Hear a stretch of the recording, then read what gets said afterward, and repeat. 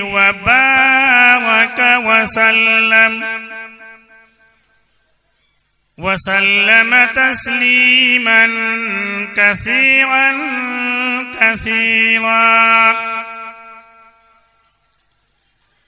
أما بعد فأعوذ بالله السميع العليم من الشيطان الرجيم.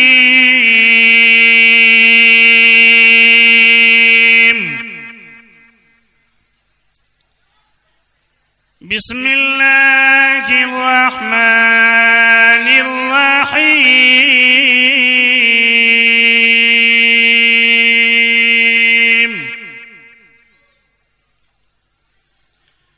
ومن الناس من يشري نفسه ابتغاء مرضات الله والله رؤوف بالعباد.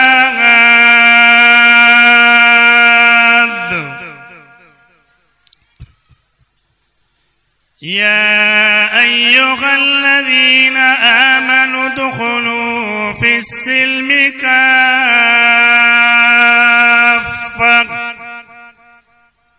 ولا تتبعوا خطوات الشيطان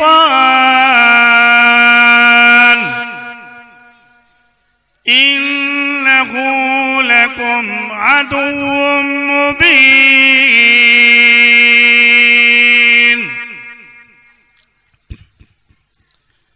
كما قال الله تبارك وتعالى: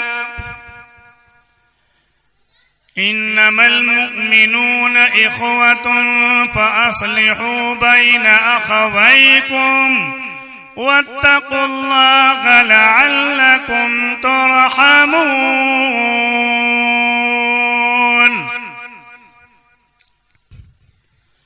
يا أيها الذين آمنوا لا يسخر قوم من قوم عسى أن يكونوا خيرا منهم ولا نساء من نساء عسى أن يكن خيرا منهن ولا تلمزوا أنفسكم ولا تنابزوا بالألقاب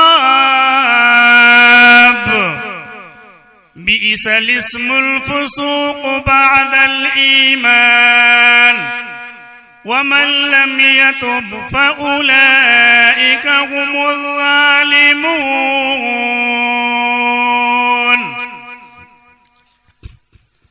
يا أيها الذين آمنوا اجتنبوا كثيرا من الظن إن بعض الظن اسم ولا تجسسوا ولا يغتب بعضكم. وقال النبي صلى الله تعالى عليه وسلم: لا تدخلون الجنة حتى تؤمنوا ولا تؤمنوا حتى تحابوا ولا أدلكم على شيء إذا فعلتموه تحاببتم أفشوا السلام بينكم. وقال النبي صلى الله تعالى عليه وسلم: أفشوا السلام كي تعلوا. وقال النبي صلى الله تعالى عليه وسلم: المؤمن مرآة المؤمن والمؤمن أخو المؤمن. وقال النبي صلى الله تعالى عليه وسلم: تطعم الطعام وتقرئ السلام على من عرفت ومن لم تعرف. وقال النبي صلى الله تعالى عليه وسلم: تمام تحياتكم بينكم المسافح. वक़ाल नबी सल्लल्लाहु तआला अलैहि वसल्लम मन लम यरहम सगीरना व मन लम युवक्किर कबीरना फलैस मिन्ना।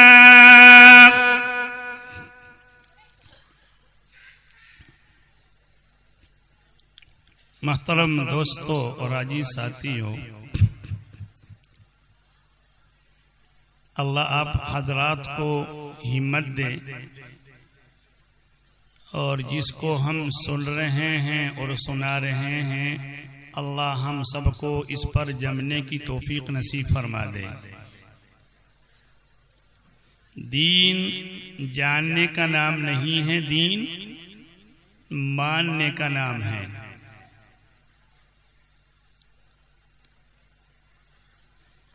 एक बेचारा नाबीना बयान करते थे आंख बंद कर कर, बल्कि वो नाबीना नहीं थे, उसकी आदत थी जब भी वो बयान करते थे तो वह आंख बंद कर बयान करते थे, आंखों को बंद कर कर। जब उसने 10-12 मिनट बाद में आंखें खोली ना तो एक भी शख्स नहीं, सामने सिर्फ एक ही शख्स बैठा हुआ था, पूरा मजमा गायब था। क्योंकि वक्त काफी हो चुका है, लेकिन अल्लाह ने रात तो हमें अता फरमाई है ना। अगर हम 2-4 रातें नहीं सोएंगे तो फिर कौन सी बात है, इन नींदों को हम दिन में पूरा कर लेते हैं।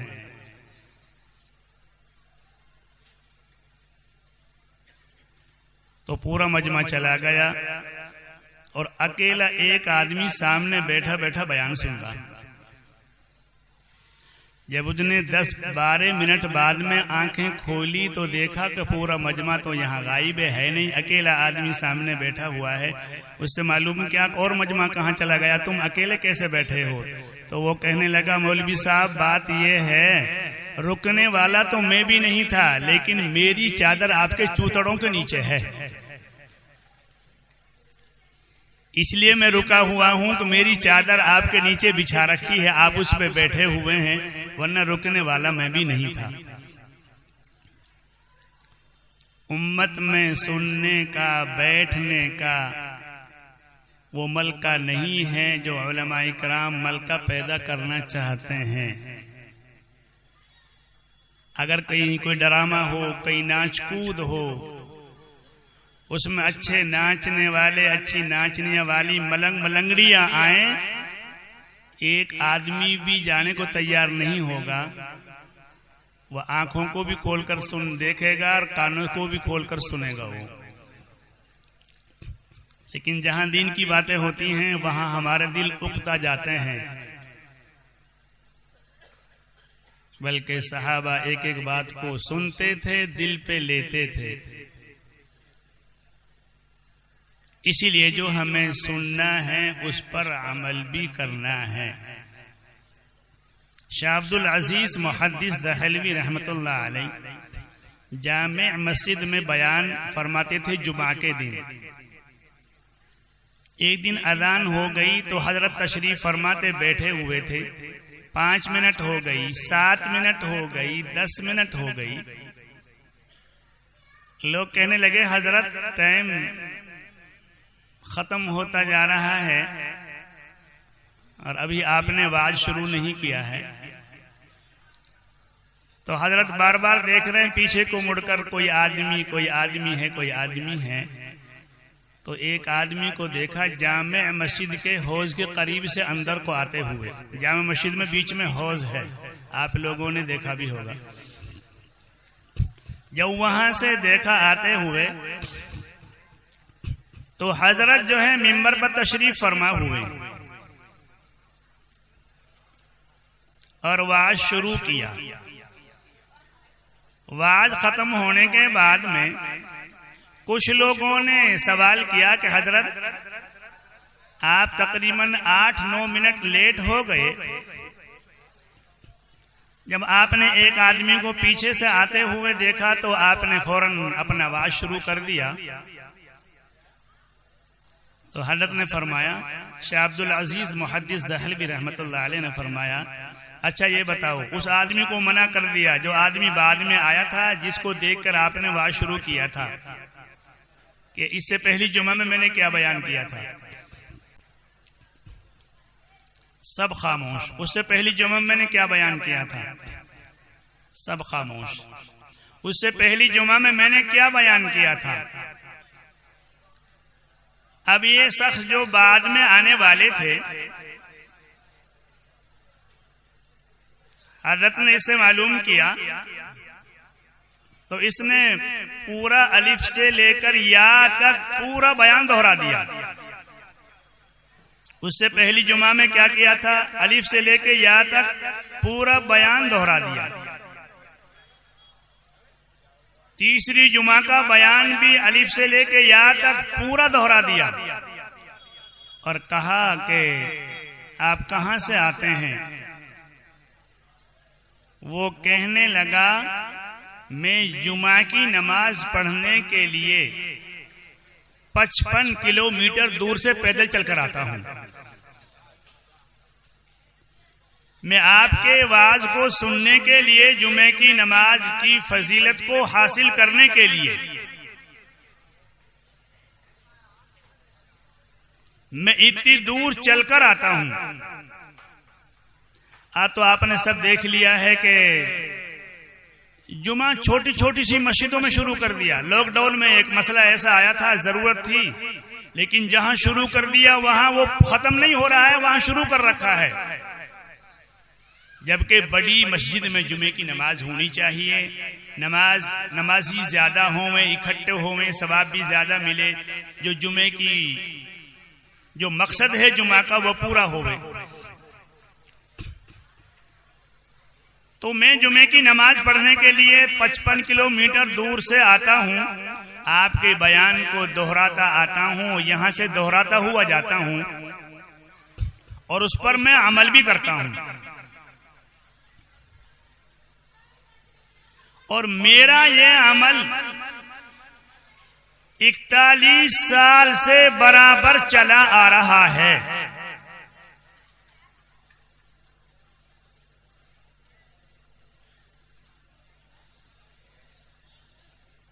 ये पीर और मुर्शिद मियाँ जी राज खां रहमतुल्लाह अलैह, हाजी आबिद हुसैन रहमतुल्लाह अलैह के पीर और मुर्शिद हैं।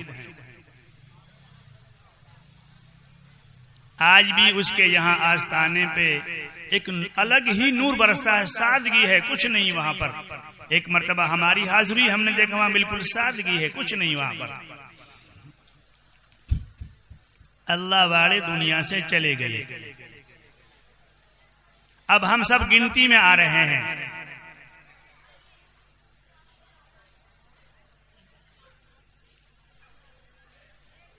ये ईमानियात के दर्जे हैं।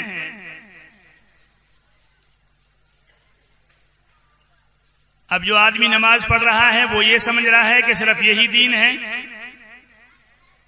जो आदमी तबलीग में जा रहा है, आ रहा है, वो समझ रहा है बस सिर्फ यही दीन है।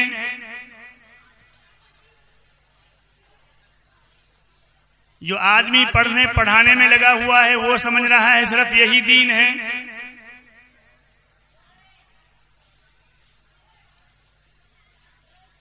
इसलिए हमारी ईमानियात, इबादत, अखलाकियात, मामलात और माशरा,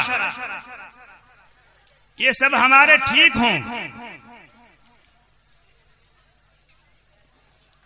एक गांव में हाथी आ गया, वो तमाम के तमाम वहां लोग अंधे थे। किसी ने कहा हाथी आया है, हाथी आया है। एक अंधे ने कहा मैं हाथी देखना चाहता हूं, दूसरे ने कहा मैं भी देखना चाहता हूं, तीसरे ने कहा मैं भी देखना चाहता हूं, चौथे ने कहा कि मैं भी देखना चाहता हूं, एक पांचवा बोला मैं भी देखना चाहता हूं हाथी कैसा होता है। एक बीना आदमी देखने वाला 5 अंधों का हाथ पकड़कर हाथी दिखाने के लिए ले गए। एक अंधे का हाथ पड़ा हाथी की सूंड पर। उसने कहा ओहो हाथी कहा, ये तो रस्सा सा है हाथी। दूसरे का हाथ पड़ा उसके पैरों पर। उसने कहा हो हाथी कहा, ये तो खंबा सा है हाथी। तीसरे का हाथ पड़ा उसकी कमर पर।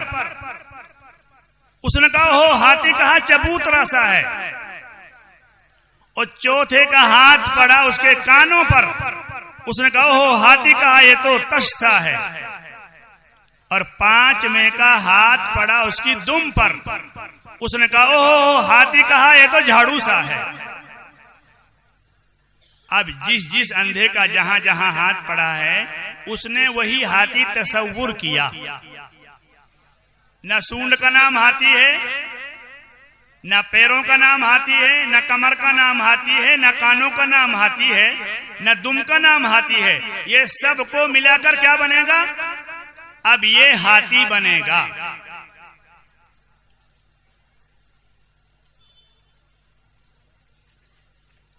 आज हम खुद देखें,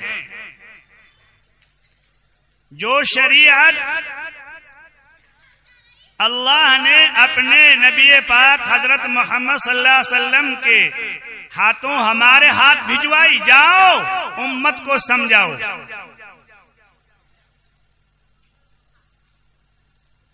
उनको सही रास्ता दिखाओ। आप तो खत लेकर आ गए और आपने वो खत पूरी उम्मत को सुना दिया। और फिर आपने ये फरमाया कि जो अल्लाह ने मुझे दिया था दीन, मैंने तुम तक पहुंचाया कि नहीं पहुंचाया?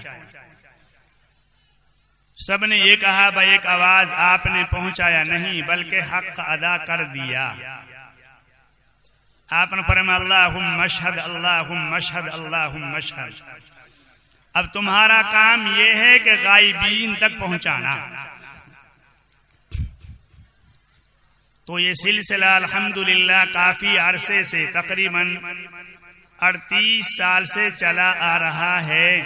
और इसमें माशाल्लाह कमिटी वालों की और आप हजरात की बड़ी कुर्बानियां हैं।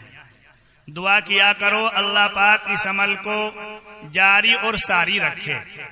हमारे बड़ों ने ये शुरू किया था, वो कब्रों में चले गए, फिर उनकी औलादों ने संभाला, फिर उनकी औलादों ने संभाला। हज़रत मौलाना मुफ्ती कुर्शी साहब दामत बरकातुहुमुल आलिया, अल्लाह इनको सेहत तंदुरुस्ती अता फरमा दे, हमारे बीच हैं अल्हम्दुलिल्लाह। बड़ी हिम्मत से बैठे रहते हैं, वरना आजकल इतनी उम्र में बैठा भी कहाँ जाता है। बाकी ये सिलसिला चल रहा है और मुझे उम्मीद है कि इंशाअल्लाह चलता रहेगा। और ये आप लोगों की बड़ी हिम्मत है कि आप लोग माशाल्लाह आखिर रात तक आप बैठे रहते हैं, सुनते हैं। ये बहुत अच्छी बात है। लेकिन आज ये बात जहन नशीन कर लें कि जिसको हम सुनेंगे इंशाअल्लाह उस पर अमल करने वाले भी बनेंगे। जिंदगी अमल से बनती है, जन्नत भी जहन्नम भी। ये बंदा ना नारी है ना नूरी है। हाँ। इसलिए अकल से काम लें, दिमाग से काम लें, बात को समझें, बात को सुनने के बाद में आगे पहुंचाने की कोशिश करें और खुद भी अमल करने की कोशिश करें।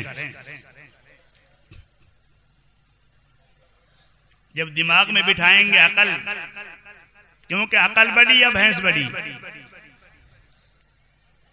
अकल बड़ी है ना भाई। एक कुएं का अंदर एक गिलहरी गिर गई। उस मस्जिद का इमाम मियाँ जी था।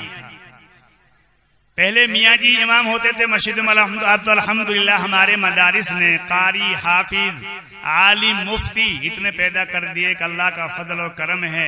और हर साल लाखों हाफिज मदारिस से निकल रहे हैं।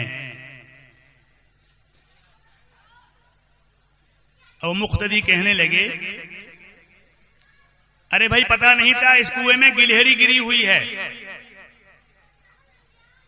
उन्होंने कहा मियाँ जी बताओ तो सही जरा मसला, हम इस समय नमाज पढ़ रहे हैं, कल से नमाज पढ़ रहे हैं, परसों से नमाज पढ़ रहे हैं, ये पता नहीं कब गिरी है गिलहरी, हमारी नमाज हुई है कि नहीं हुई है।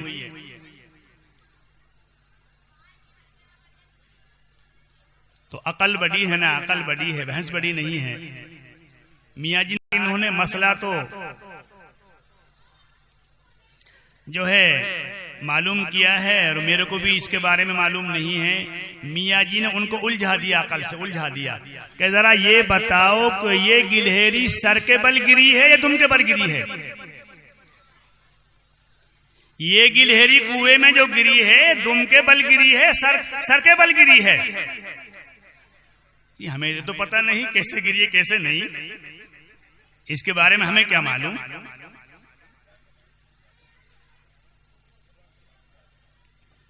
और ये फूली है फटी है या खाली अभी फूली फटी नहीं है? नहीं, ये फूली भी नहीं है फटी भी नहीं है।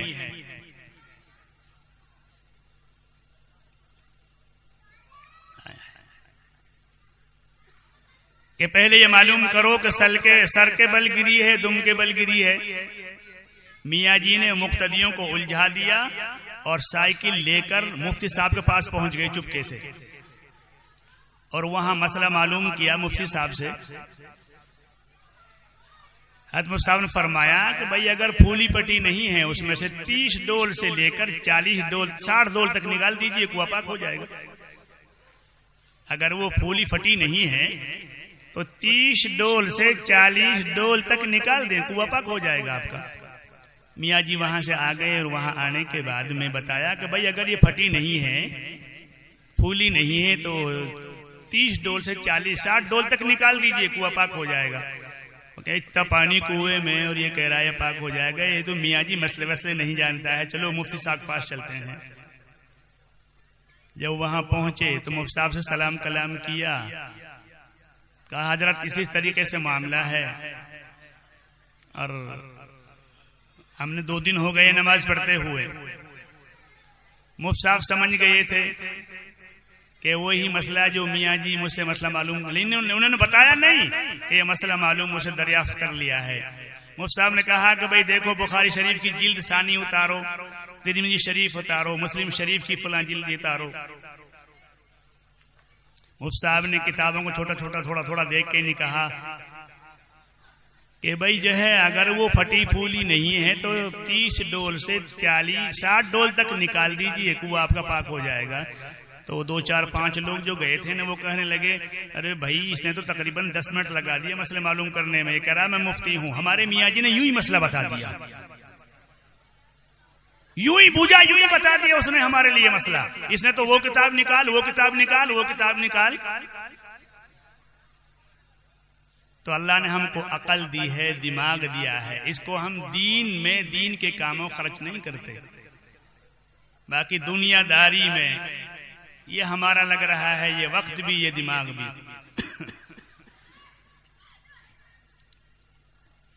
तो मैं आपके सामने अर्ज करूंगा, वक्त भी काफी हो गया है, ज्यादा वक्त नहीं ना लेकिन हुकूकुल इबाद पर। एक तो है हुकूकुल्लाह और एक है हुकूकुल इबाद। हुकूकुल्लाह तो अल्लाह के हक, अल्लाह के साथ किसी को शरीक ना करना, उसकी जात में उसकी सिफात में वो अकेला है, उसका कोई शरीक और साजी नहीं है। अल्लाह हुकूकुल्लाह को तो माफ कर सकते हैं लेकिन हुकूकुल इबाद माफ नहीं होगा।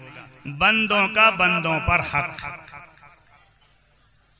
और ये बहुत मारा जा रहा है। एक आदमी मेरे पास आया, कहने लगा कि नींद नहीं आ रही। क्यों? मेरे पैसे हैं एक आदमी पर 10 लाख रुपए, मुझे हर वक्त डर लगा रहता है कभी वो मर ना जाए। और फिर कुछ दिन बाद में आए, कहने लगे मेरे पैसे तो मिल गए लेकिन मैं बड़ा परेशान हूं इस वक्त में। उस वक्त में परेशान नहीं था कि मेरे पास उसके पैसे थे 10 लाख रुपए, मेरे पास उसके 10 लाख रुपए थे, मुझे कुछ डर नहीं था, मेरे पैसे वो मिल गए। लेकिन अब मुझे डर है, मेरे पास से एक शख्स ने 5 लाख रुपए ले रखे हैं, मुझे हर वक्त ये बेचैनी लगी रहती है कि वो मर ना जाए, मेरे पैसे मर जाएं। थे तो डर नहीं था उसके पास, अगर उसके दूसरे के पास है तो अब वो जो है डर रहा है कभी मर ना जाए। हम जो है किसी का लेकर ना मरें, हमारा किसी के पास हो। ये थोड़ी सी जिंदगी है, ज्यादा बड़ी जिंदगी नहीं है। ये इंसान हमेशा से नहीं था लेकिन हमेशा रहेगा। अल्लाह की दात हमेशा से है, हमेशा रहेगी। ये इंसान हमेशा से नहीं था लेकिन हमेशा रहेगा। ये तब्दील हो रहा है बस।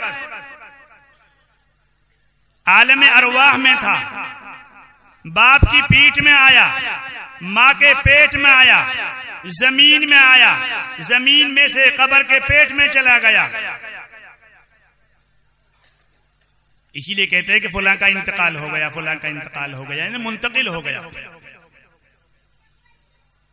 आदमी मर के नहीं कब्रिस्तान जाता है तो वो बॉर्डर पे पहुंचा है। अभी किसी से मालूम करो तेरी अम्मा कहाँ कब्रिस्तान में, किसी से मालूम करो तेरा अब्बा कहाँ कब्रिस्तान में। तो फरमाया एक मुसलमान के दूसरे मुसलमान पर 6 हक हैं।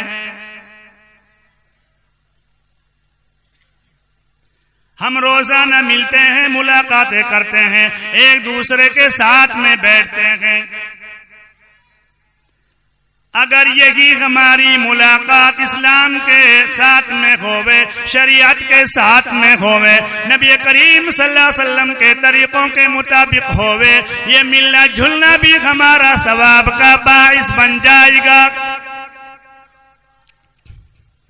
कोई किसी के यहाँ जाता है, कोई किसी के यहाँ पर आता है।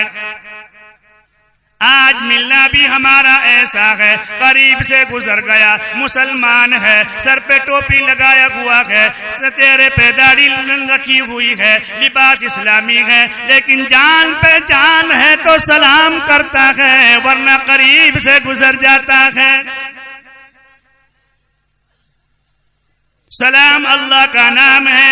हदीस में फरमाया नबी करीम सल्लल्लाहु अलैहि वसल्लम ने, अल्लाह पाक ने सलाम को जमीन पर उतारा। तू सलाम, फरमाया सबसे ज्यादा बड़ा बखील तो वो है जो मुसलमान होते हुए सलाम ना करे।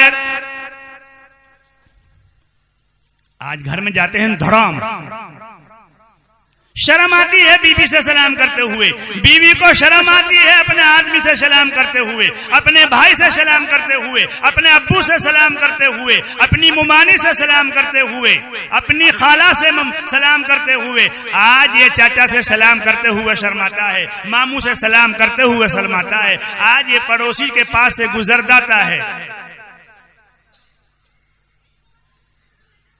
फरमाया ला तदखुलूनल जन्नत हत्ता तुमिनू, तुम जन्नत में दाखिल नहीं हो सकते जब तक के ईमान ना लाओ। ला तदखुलूनल जन्नत हत्ता तुमिनू वला तुमिनू हत्ता तहाब्बू, तुम मुमिन कामिल नहीं बन सकते जब तक आपस में एक दूसरे से मोहब्बत ना करने लगो। आज भाई भाई से चिढ़ रहा है, बहन बहन से चिढ़ रही है, अब्बू बेटे से चिढ़ रहा है, बेटा अब्बू से चिढ़ रहा है।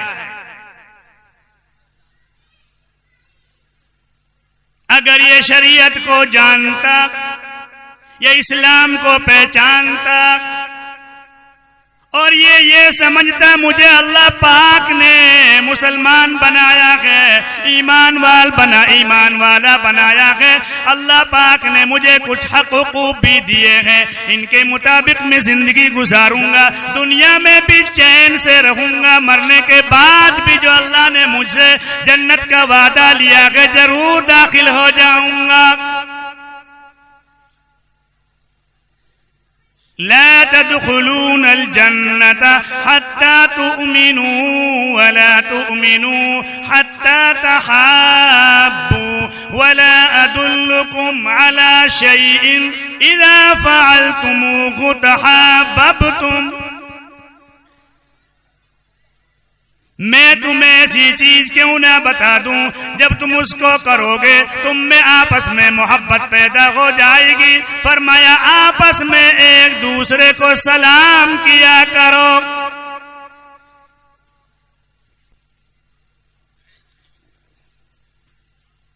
आज तो नए नए तरीके देखे नहीं, बच्चे भी आज यूं करते हैं, सलाम अलैकुम सलाम अलैकुम।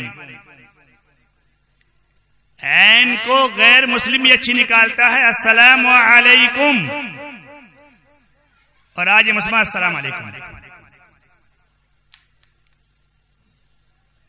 सलाम करने का तरीका ना सीखा, सलाम का जवाब करने का तरीका नहीं सीखा।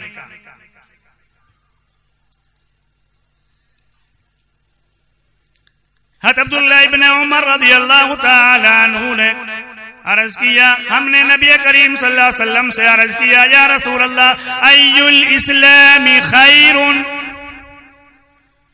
इस्लाम में कौन सी चीज अफजल है, कौन सी चीज बेहतर है? नबी करीम सल्लल्लाहु अलैहि वसल्लम ने फरमाया, तुतिमुत तआम व तुक़रिउस सलाम अला मन अरफ्त व मन लम तारिफ। सलाम में पहल करो, खाना खिलाओ जिसको तुम पहचानते हो उसे भी, और जिसे तुम नहीं पहचानते उसे भी। मेहमान नमाजी आबा आज हमारे अंदर से निकलती जा रही है। एक वक्त था मेहमान आता था आदमी खुश होता था, अल्लाह तेरा शुक्र है तूने मेरे यहां मेहमान भेजा। हज़रत अली रो रहे हैं, प्यारे नबी सल्लल्लाहु अलैहि वसल्लम तशरीफ लाए, मालूम किया अली क्या हुआ, क्यों रो रहे हो? क्या या रसूल अल्लाह 7 दिन हो गए, आज मेरे यहाँ कोई भी 7 दिन से मेहमान नहीं आया। मेहमान आता है ना खैर लेकर आता है। आज तो खाने खाते वक्त में अगर कोई आ जाए ना मिलने जुलने वाला, ओहो जान निकल जाती है, भाई यार पता नहीं इसका तो ना इसी वक्त आने का प्रोग्राम बनाता है, ये ना खाना खाता है ना खाना देता है, इसी टाइम आता है, इसको मालूम है ये 2 बजे खाना खाता है।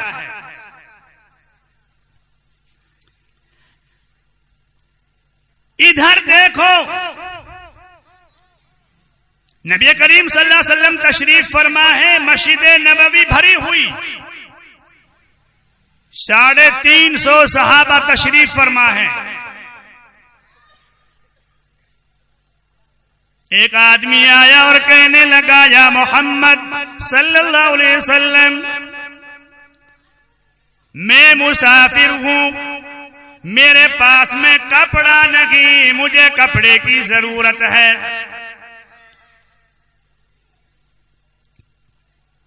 आप सल्लल्लाहु अलैहि वसल्लम ने फरमाया, जो इस मुसाफिर को कपड़ा पहनाएगा मैं मोहम्मदुर रसूलुल्लाह जिम्मेदारी लेता हूं, उसको जन्नत का लिबास पहनवाऊंगा। एक सहाबी खड़े हुए, एक सहाबी उठे, 2 चादरें ओढ़ रखी थी, एक चादर को उतार कर आपने नबी करीम सल्लल्लाहु अलैहि वसल्लम के हवाले फरमा दिया। नबी करीम सल्लल्लाहु अलैहि वसल्लम ने उस चादर को मुसाफिर के हवाले फरमा दिया।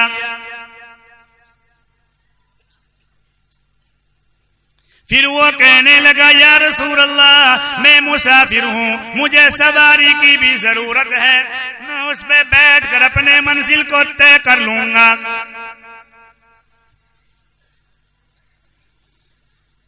उबैदा बिन जर्राह रज़ियल्लाहु ताला अन्हु उठे, आपने फरमाया, जो इस मुसाफिर की सवारी का इंतजाम कर देगा मैं रसूलुल्लाह सल्लल्लाहु अलैहि वसल्लम, मैं मोहम्मदुर रसूलुल्लाह सल्लल्लाहु अलैहि वसल्लम उसके लिए जन्नत की सवारी का वादा करता हूं। उसको सवारी भी दे दी। फिर वो कहने लगा, मैं भूखा हूं, मुझे भूख बड़ी लगी है, मैं खाना खाना चाहता हूँ। आपने फरमाया जो इस मुसाफिर को खाना खिला देगा मैं मोहम्मदुर रसूलुल्लाह सल्लल्लाहु अलैहि वसल्लम जिम्मेदारी लेता हूँ, उसको जन्नत का खाना खिलवाऊंगा। 350 का मजमा है सहाबा का, कोई एक भी नहीं उठता, इसलिए कि सबका 3-3 दिन का फाका था। हजरत सलमान फारसी रदियल्लाहु ताला अन्हु उठे और अर्ज करने लगे, या रसूल अल्लाह सल्लल्लाहु अलैहि वसल्लम, मैं एक जगह लेकर जाता हूँ, वहां से खाली हाथ नहीं होगा, वहां से खाली हाथ नहीं लौटाया जाऊंगा, मुझे उम्मीद है वहां खाना मिलेगा। मुसाफिर का हाथ पकड़ा और साथ लेकर चल दिया। हज़रत फातिमा रदियल्लाहु ताला अन्हा के दरवाजे पर तशरीफ ले गए। अनुतीमू फी सबीलिल्लाह या अहली बैति रसूलिल्लाह। आवाज लगाई, फातिमा आपके दरवाजे पर एक मुसाफिर है, भूखा है, वो खाने के लिए आपके दरवाजे पर खड़ा हुआ है। अंदर से आवाज आई, हसन हुसैन का 2 दिन का फाका है, 2 दिन से कुछ भी नहीं मिला, लेकिन मेहमान को मैं खाली भी नहीं जाने दूंगी। मेरे दर पर मेहमान आए, मेरे घर की चौखट पर मेहमान आए और मेरे यहाँ से बगैर खाए चला जाए, ये मुनासिब नहीं।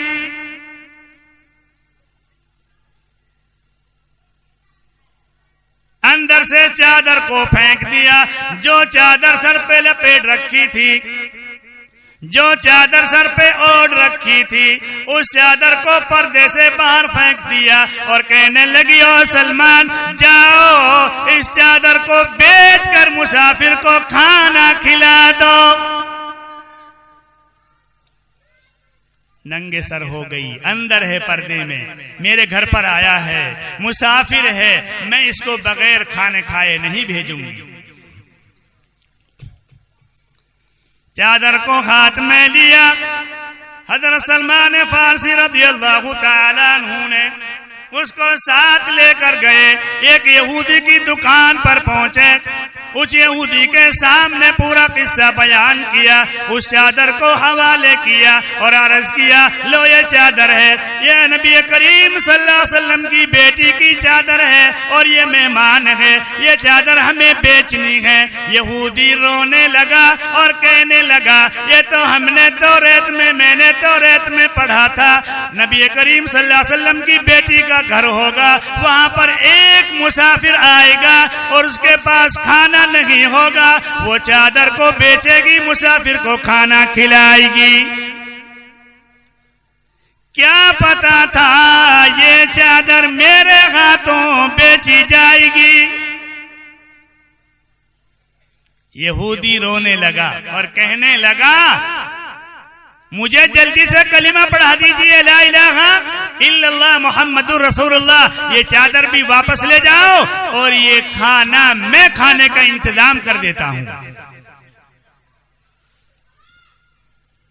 इसलिए फरमाया, अय्युल इस्लामी खैरुन, कौन सी चीज बेहतर है इस्लाम में, तुतिमुत ताआम व तुक़रिउस सलाम अला मन अरफ्त व मन लम तारिफ।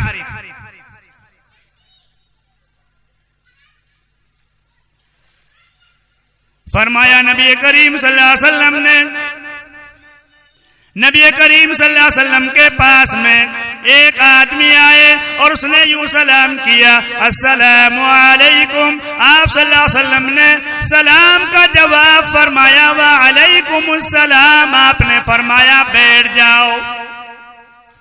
आपने फरमाया इस आदमी को 10 नेकियां मिल गई। थोड़ी सी देर बाद में दूसरे आदमी आए और उसने यूं सलाम किया, अस्सलामु अलैकुम व रहमतुल्लाह। आप सल्लल्लाहु अलैहि वसल्लम ने उसका भी जवाब फरमाया और आपने फरमाया बैठ जाओ। फरमाया इसको 20 नेकियां मिल गई।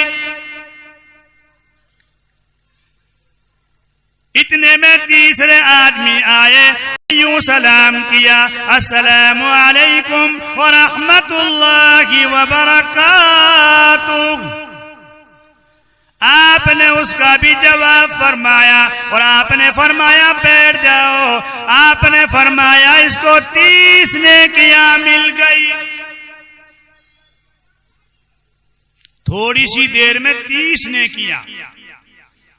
अबू दाऊद शरीफ की रिवायत है, अस्सलामु अलैकुम व रहमतुल्लाहि व बरकातुहू व मगफिरतुहू। आपने फरमाया इसको 40 नेकियां मिल गई।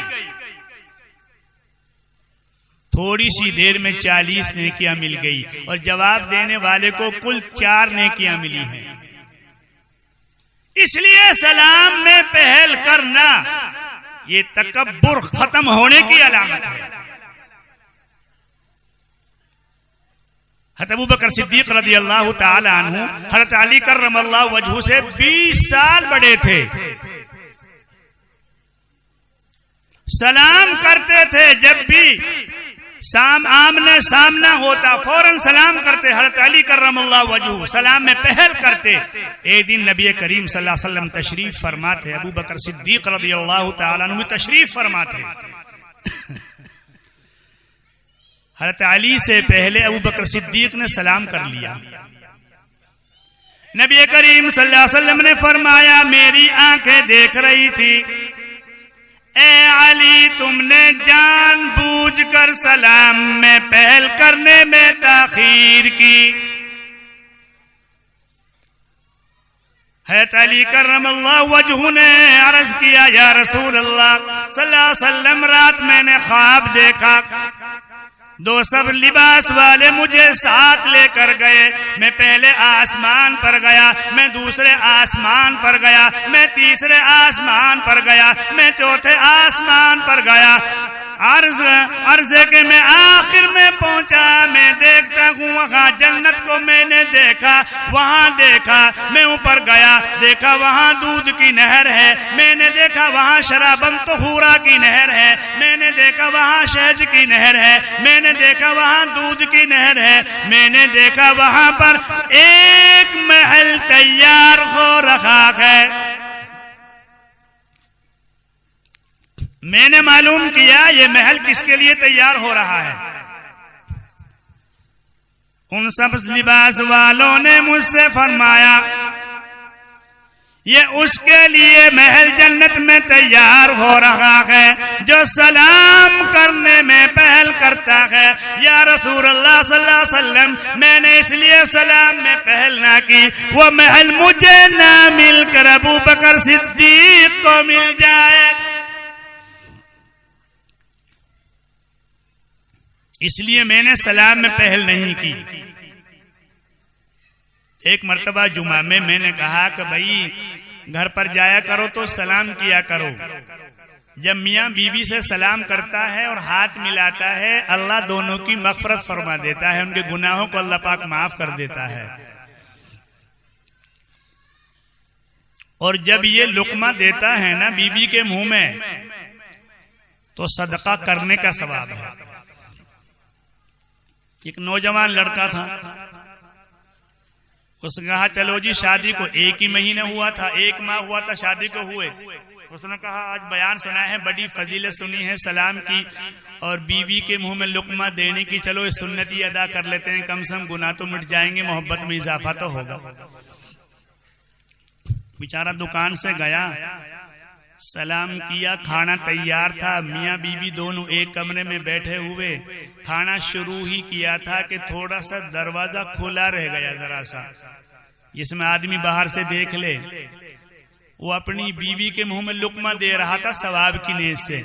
उसका लुक़मा देना हुआ मुंह में, अब्बा का आना हुआ। उसने जब देखा ना, हाँ 1 महीना हुआ है बीवी के मुंह में अभी से लुक्मा दे रहा है, बन गया मजनू, 1 महीने में मजनू बना लिया। उसने कहा कि ये इमाम साहब ने बयान किया था जुमे में कि बीवी के मुंह में लुक्मा देना, उसका झूठ खाना ये भी सदका है, सवाब है। अच्छा, कहा वो तो जोहर से पहले ही उन्होंने मेरा दरवाजा बजाया, खटखटाया। मैंने कहा भाई क्या बात है? मैंने कहा हाजी जुल्फिकार साहब क्या हुआ, क्या बात है? कहने लगे ऐसे मसले मत बताया करो, जो बच्चा बीवी का गुलाम बन जाए और ये कह रहा है तो सुन्नत है, लुकमा दे रहा है, बहुत गौर से बीवी को देख रहा है, बाप को कभी प्यार से नहीं देखा, अम्मा को कभी प्यार से बात नहीं की, बीवी के मुंह में लुकमा देकर बड़ा मुस्कुरा रहा था। मैंने कहा हाजी जी ये बात अपनी नहीं है, ये तो नबी करीम सल्लल्लाहु अलैहि वसल्लम का फरमान है। आपने कभी लुकमा दिया होता तो आपको बुरा नहीं लगता, आपने कभी लुकमा दिया ही नहीं है तो आपको बुरा लग रहा है ना। अच्छा ये हदीस में है। मैंने कहा हाँ बिल्कुल हदीस में है, सलाम करना, घर में दाखिल हो, कभी तूने सलाम किया? नहीं जी हम तो सलाम नहीं करते। हम सलाम क्यों करें? हमारा कौन सा बीवी से झगड़ा है? सलाम तो वो करे जिसका झगड़ा हो। मैंने की यही तो है जी हालत। ये सलाम यूं नहीं कि झगड़ा हो गया तो सलाम कर लिया, झगड़ा नहीं हो तो सलाम नहीं किया। ये तो घर के अंदर जब दाखिल होना है, ये दुआ है घर में दाखिल होने की, अस्सलामु अलैकुम व रहमतुल्लाह।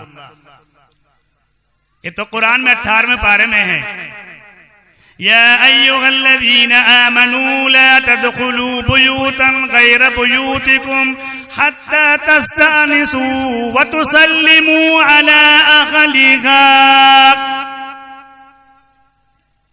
जब घर में दाखिल हो तो सलाम करो, सलाम घर वालों के लिए। सलाम से सलामती आएगी, सलाम से बरकतें आएंगी, सलाम से रहमतें आएंगी। फरमाया बड़ा छोटे को सलाम, छोटा बड़े को सलाम करे, छोटी जमात बड़े को सलाम करे, पैदल चलने वाला बैठे हुओं को सलाम करे, सवारी पर चलने वाला पैदल चलने वाले को सलाम करे। आप सल्लल्लाहु अलैहि वसल्लम बच्चों से सलाम करते थे। ये तो एक तरतीब बता दी, लेकिन अगर पहल सलाम में कर ली ये आदत बन जाएगी। और सलाम करने से नुकसान नहीं होता है, नफा ही नफा होता है। लेकिन आज हम देखते हैं कि सलाम भी जान पे, ये कयामत की निशानियों में से एक निशानी है कि जान पहचान से सलाम करना। अगर कोई जान पहचान की बेदारी, हमारी माँ है, पड़ोसन है, कोई जान पहचान की है, उससे भी सलाम कर सकते हैं आप। लेकिन ऐसा ना हो कि कोई जान पहचान तो है नहीं, आप उसे सलाम कर रहे हैं, वो तो अंदेशा फितने का, वहां झगड़ा होने का अंदेशा है। लेकिन जान पहचान है, वो आपको जानती है, आप उसको जानते हैं, सलाम कर सकते हैं। एक ताबीई तुफैल बिन अबी बिन काब रहमतुल्लाह अलैह फरमाते हैं, अब्दुल्लाह इब्ने उमर रज़ियल्लाहु ताला अन्हु मुझे रोजाना ले जाया करते थे बाजार, मेरा हाथ पकड़ते थे, आओ चले बाजार चले।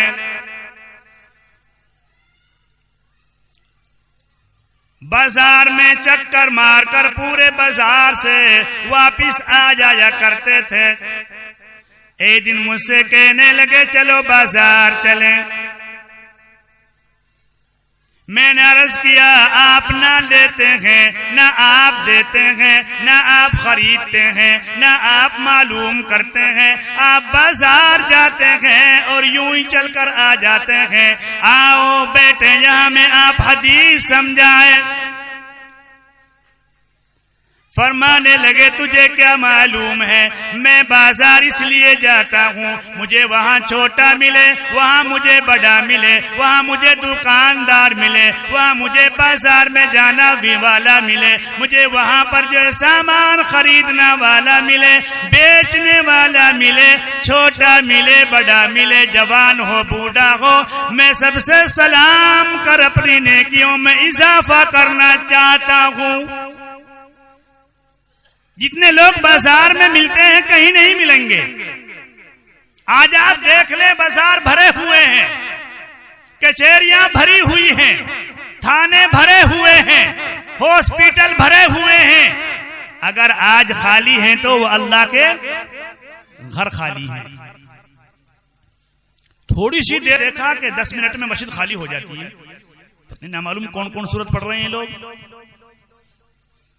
थोड़ी सी देर में जब तक सही माने में आदमी तसल्ली से 2 रकात नमाज पढ़ता है सुन्नत, जब तक पीछे को देखता है तो वो खाली है मस्जिद। एक दिन मैंने भी देखा कि आज जल्दी सी छोटी छोटी सूरतें पढ़ के देखूं भाई जो है कितने लोग पीछे बचे कितने रहे। मैंने पहली रकात में इन्ना आतोइना, दूसरी में कुल हुवल्लाह पढ़ा, पीछे देखा तो 10-5 लोग थे, मस्जिद खाली। मैं कि कोई और ही सूरत पढ़ते हैं ये तो मेरे ख्याल से। ये इन्ना आतोइना से कुल हुवल्लाह से भी कोई छोटी सूरत इनने मुंतखब कर रखी है, ये सूरत इन्हीं के पास आती है। ये सूरत हमें मालूम नहीं कौन सी सूरत पढ़ते हैं। हाय हाय। एक साथी थे हमारे, वो कहने लगे मुझसे कि जी मुझे एक बिल्ली दिला दीजिए कि मुझे बड़ा शौक है, मैं घर में पालूंगा जी, थोड़ा देखूंगा। झाबरूसी बिल्ली आती है। तो मैंने कहा अरे बिल्लियों क्यों टाइम जाया करो, इतनी देर अल्लाह अल्लाह कर लिया करो जी। बच्चे जवान हो गए हैं, सब शादीशुदा हो गए, बहू बेटे अपने कमरों में चले जाते हैं, बेटियां अपने घरों में चली गई, दोनों मियाँ बीवी हैं, किससे खेलें, बिल्ली से खेल लिया करेंगे। छोटा सा बच्चा उसको मैंने दिला दिया। वो कहने लगे, मैंने कहा भाई कितने का है बच्चा? वो हमारी मार्केट में बाहरी जो है वो बेचते हैं बिल्ली कबूतर वगैरह। कहने लगा 25,000 का है जी। मैंने कि बिल्ली का बच्चा 25,000 का? मैं कि हमारे तो यहाँ भीतर मस्जिद में 2-3 बिल्लियां भी आई हुई हैं, उनको लिया पकड़ के भाई। कहने लगे नहीं ये बच्चा असल नस्ल का है, ये बच्चा अलग नस्ल का है, वो बच्चे नहीं जो आप कह रहे हैं। अरे मैंने कि मजाक ना करो भाई, ये देख लो, ये दो एक बच्चा इसको। तो उसने बेचारे ने वो, मैंने कहा दे दो। कितने के भाई? चलो जी जो कुछ आप दे दें। मैंने यार इसको 1000 रुपए दे दो भाई। कहने लगा 1000 भी ना तो यूं ही ले जा, चलो कोई बात ना, ये खेलेंगे तो हम खेल लेंगे, कोई बात नहीं। 5 महीने हो गए। कहने लगा जी वो बिल्ली का बच्चा वापस ले जाओ जी। मैंने क्या हुआ? अजी वो तो बस क्या करें, बहुत परेशान है, ना कोई गोश्त खाए, ना टुकड़े खाए, ना कुछ खाए। 3500 रुपए की उसके लिए एक थैली आती है, 25 दिन चलती है, हम तो परेशान हो गए, उसको वापस ले जाओ। तो मैं उसको वापस परसों जब आया घर से तो वापस लाया। तो हमारे साथ में एक साथी थे, हमारे साथ उनकी फरागत हुई। तो वो साथी थे, वो बड़े हाजिर जवाब थे। कहने लगे क्या हुआ जी? मैंने कहा वो बिल्ली का बच्चा लिया था, वापस ये ले जाना है, इसको वहां छोड़ना है। कहने लगे कि अब इनके लिए नहर का बच्चा दिला दो। जब ये नहर का बच्चा आप दिलाएंगे ना, बड़ा हो जाएगा, सभी को डस जाएगा इनको। ये बिल्ली का बच्चा भी कोई खेलने की चीज है, इनको बिल्ली का बच्चा दिलाओ। पढ़ा लिखा आदमी तस्बीह पढ़े, नमाज पढ़े, नमाज में इखलास पैदा करे, अपने मामलात माशरा को सही रखे। ये चीजें कोई खेलने कूदने की है भाई, ये तो कोई बच्चों के लिए होती है। तो आदमी जितना सलाम ज्यादा करेगा इतनी उसकी नेकियां बढ़ती हैं। और फरमाया तमामु तहियातिकुम बैनकुमुल मुसाफा, तुम्हारे सलाम की तकमील मुसाफे से होती है। अब तो सलाम भी ऐसा हो रहा थोड़ा सा यहां से अस्सलाम वालेकुम, बस इतना देखो, इतना ही हो रहा बस। कभी तेरा हाथ ना पकड़ ले, अबे भाई यहां से हाथ फंसा अस्सलाम वालेकुम, और जब तक हाथ को ना खींच, जब तक सलाम करने वाला तेरा हाथ को ना छोड़े, यूं सलाम यहां से अस्सलाम वालेकुम, बिल्कुल थोड़ा सा यहां से। जब तक तेरे हाथ को सलाम करने वाला ना छोड़े, जब तक हाथ को ना खींच, तमाम तहियातिकुम बैनकुमुल मुसाफा, तुम्हारी सलाम की तकमील मुसाफे से होती है। हालांकि हदीस में यह भी है कि बगैर हाथ मिलाए हुए भी अस्सलामु अलैकुम आप कर सकते हैं। और आ तो नया रिवाज चल चुका है, उसने कहा अस्सलामु अलैकुम। 1.5 किलो का सर हिला रहा है, छटंकी की जबान है वो नहीं हिला रहा, 1.5 किलो का सर हिला रहा है। और छटंकी की ये जबान है, ये नहीं कह रहा वालेकुम अस्सलाम।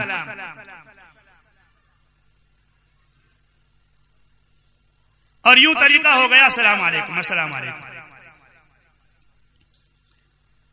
ये तमाम की तमाम चीजें मदरसा इस्लामिया में मिलती हैं। आज लोग कहते हैं ना कि ना जी इस्लामी मदारिस में जदीद तालीम भी होनी चाहिए, असली तालीम भी होनी चाहिए। ये कोई कहता है कि इन स्कूलों में उर्दू अरबी भी होनी चाहिए, ये बड़ा कह देते हैं लोग। अजी इनमें जदीद तालीम इंग्लिश अरबी भी इंग्लिश भी होनी चाहिए, इनमें हिंदी भी होनी चाहिए। ये नहीं कहता कि इन स्कूलों में अरबी भी होनी चाहिए, इनमें उर्दू भी होनी चाहिए। और बड़े खुश हैं बस जब हम अपने बच्चों को तालीम से नहीं जोड़ेंगे, ये फिर हमारे बच्चे न सलाम करना सीखेंगे न जवाब देना सीखेंगे। इसलिए दूर रखा हमने। अब तो टाई लगाकर जा रहे हैं स्कूलों में, बड़े खुश हैं, खड़े होकर पेशाब कर रहे हैं, बड़े खुश हैं। सुबह ही नहा के धुला के उनके तेल लगा के भेजा जा रहा है स्कूलों में, 20 का नोट भी दिया जा रहा है। और मदारिस में बस बच्चा स्कूल से आया, कपड़े उल्टे सीधे पहना कर इतनी नाक आ रही है, ऊपर चढ़ा रहा, सूड़ सूड़ कर रहा है, जा मौलाना के पास, जा मौलाना के पास। भेंगा, अंधा, काना, लूला, लंगड़ा, ये मदारिस के लिए रह गए बच्चे। फिर ऐसे मसले बताएंगे, ये लंगड़े लूले मसाइल बताएंगे। फिर अच्छा बच्चा सरकारी स्कूलों में, प्राइवेट स्कूलों में, ये तो कर्म है कि गरीबों के बच्चे मदारिस में हैं। मास्टर का बच्चा क्यों पढ़ेगा मदारिस में, मदरसे में? इंजीनियर का बच्चा कैसे पढ़ेगा मकतब में? वकील का बच्चा कैसे पढ़ेगा मकतब में? और ढंग भी नहीं है, न चलने का ढंग है। चल रहे 61-62 ढंग भी नहीं है चलने का। ऐसी तालीम ढंग भी नहीं है उसका, चलने का, रहने सहने का। इस्लाम ऐसी तालीम है जो ढंग सिखा रही है, हक हुकूक बता रही है, रहने का तरीका, सहने का तरीका, आपस में मोहब्बत का तरीका, एक दूसरे के हुकूक को पहचानने का तरीका। ऐसा दीन अल्लाह ने हमें दिया है और ऐसा कुरान अल्लाह ने हमें दिया है। जो मसला उलझ जाए उस मसले को कुरान हल करेगा। एक अदालत में एक मसला आ गया, 2 बच्चे पैदा हुए, एक लड़का एक लड़की। अब लड़के को दोनों औरतें ये कहती हैं कि ये बच्चा मेरा है, लड़की के लिए दोनों इनकार करते हैं कि मेरा नहीं है, मेरा नहीं है। उसने कहा कि भाई इस बच्चे को हम किसी को ना दें। एक कहती है कि नहीं मैं लूंगी, एक कहती है नहीं कोई नहीं, देख लीजिए। जज कहता है इसको खत्म कर दें इस लड़के को। एक कहती है नहीं इसी को दे दो, मुझे नहीं चाहिए। दूसरी कहती नहीं मेरा है। मसला बड़ा उलझ गया, बड़ा मसला, बड़ी परेशानी। मीटिंग बैठी वकीलों की, जजों की कि भाई ये मसला अटक गया है। एक लड़का एक लड़की है, लड़की को कोई भी कबूल नहीं करता, लड़के को दोनों औरतें कबूल करती हैं। और तकरीबन 1516 दिन हो गए इनको हॉस्पिटल में बच्चों को शीशों में रखे हुए। एक जज कहने लगा ये बड़ा मसला नहीं है, लेकिन इस मसले को हम नहीं सुलझा सकते, हमें पता नहीं कैसे सुलझेगा। इसको तो मुसलमानों का मुफ्ती चुटकियों में हल कर देगा। कि अल्लाह ने हमको ऐसा कुरान दिया है, ऐसी अहदीस हमें अल्लाह ने ऐसी दी है कि अगर उन पर हम चलें, उनको पहचाने, उन पर अमल करें, ना हमारा कोई झगड़ा ना हो, ना हमारा कोई फसाद हो, ना हमारा कोई इस तरीके से मामला हो, हर मसला हमारा सुलझ जाए। मुफ्ती साहब को बुलाया, कहा कि ये बच्चा है, लड़की को कोई भी कबूल नहीं करती, लड़के को दोनों औरतें कबूल करती हैं। मुफ्ती साहब ने कहा कि इन दोनों औरतों का दूध निकलवाया जाए। लेडीज पुलिस को भेजा और दोनों के दूध को अलग अलग कटोरे में निकाल कर लाया गया, एक दूध ज्यादा और एक दूध कम। मुफ्ती साहब कहने लगे मसला मैंने हल नहीं किया है, ये अल्लाह के कुरान ने हल किया है। अल्लाह ने हर मसला कुरान करीम में अल्लाह पाक ने आखिरी अवतार हज़रत मोहम्मदुर रसूलुल्लाह सल्लल्लाहु अलैहि वसल्लम को जो शरीयत देकर भेजा है, उसमें तमाम मसाइल का हल फरमा दिया। इनको बुलाओ, मालूम करो ये दूध किसका है और ये दूध किसका है। दोनों कटोरों में पहचान लगा दी। मुफ्ती साहब कहने लगे ये दूध ज्यादा है, जिसका दूध ज्यादा है लड़का भी उसी का है।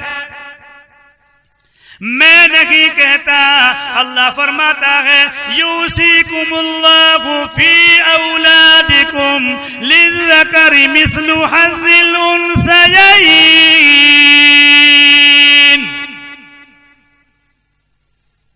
लड़के के 2 हिस्से, लड़की का 1 हिस्सा।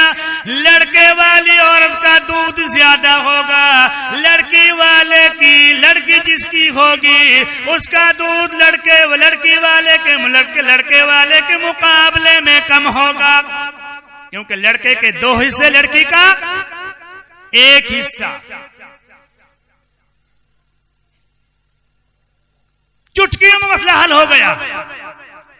आज हम उलझ रहे हैं अपने मसाइल को लेकर, जगह जगह अपने मुफ्तियान इकराम से मालूम करें, इनके पास में बैठें, इनसे मालूम करें। हर मसले का हल हमारे मुफ्तियान इकराम के पास में मिलेगा और कुरान हदीस की रोशनी में मिलेगा।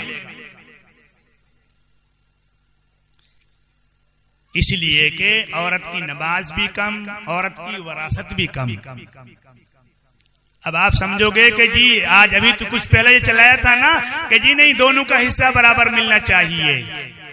वो उसने भी तो उसी माँ का दूध पिया है, वो भी तो उसी घर में पली रही है। जहां ये जाएगी ब्याह कर, इसको हिस्सा वहां भी मिलेगा। और ये खाना भी कम खाती है। अगर आदमी 2 रोटी खाता है तो औरत 1 ही रोटी खाती है। फरमाया नबी करीम सल्लल्लाहु अलैहि वसल्लम ने आपस में सलाम किया करो, इससे मोहब्बत में इजाफा होगा। आपस में एक दूसरे को हदिया दिया करो, इससे आपस में मोहब्बत में इजाफा होगा। आज हदिया एक दूसरे को लेना देना हमने छोड़ दिया। ससुराल जा रहा है तो 4 किलो केला लेकर जा रहा है, मिठाई का डिब्बा लेकर जा रहा है। एक जगह हमारी टक्कर हो गई एक आदमी से, कहाँ जा रहा है? ससुराल जा रहा हूँ। मैं माशाल्लाह बड़ी केला ले रखी है, बड़ा वो। उन्होंने हाँ जी ससुराल है ना तो ले जाना पड़ता है। वो कुछ दिन बाद में फिर मुलाकात हुई, खाली हाथ जा रहा था। मैं कहाँ जा रहे हो? वही कहाँ का इरादा है? तो वो बहन से मुलाकात करने जा रहा हूँ। तो बहन के हाथ खाली हाथ जा रहे हैं आप लोग? तरीका तो ये है जहां भी आप जा रहे हैं, बहन के पास जा रहे हैं, खाला के पास जा रहे हैं, कुछ न कुछ लेकर जाएं। ससुराल भरा हाथ जा रहा है और बहन के यहां खाली हाथ जा रहा है। क्या बहन के बच्चे नहीं हैं?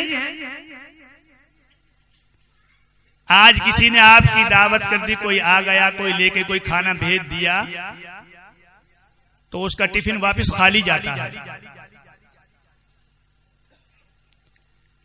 नबी करीम सल्लल्लाहु अलैहि वसल्लम के पास एक ने दावत भेजी तो आपने उस बर्तन को सोने से भरकर भेजा वापस। सुन्नत यह है कि वापस बर्तन को खाली ना भेजें। फरमाया दूसरा हक यह है एक मुसलमान का दूसरे मुसलमान पर जब दावत करे उसे कबूल करे। अब हमने दावत का भी तमाशा बना रखा है, पप्पू तुम भी चलो, कालू तुम भी चलो, लप्पड़ तुम भी चलो, थप्पड़ तुम भी चलो। दावत एक की है, बड़ा बेटा भी छोटा बेटा भी, आजा तुम भी चलो जी, वहां आज शादी है ना उसकी फुला की, वहां जा रहे हैं शादी में। दावत एक की है, साथ में कई बच्चों को लेकर जा रहा है।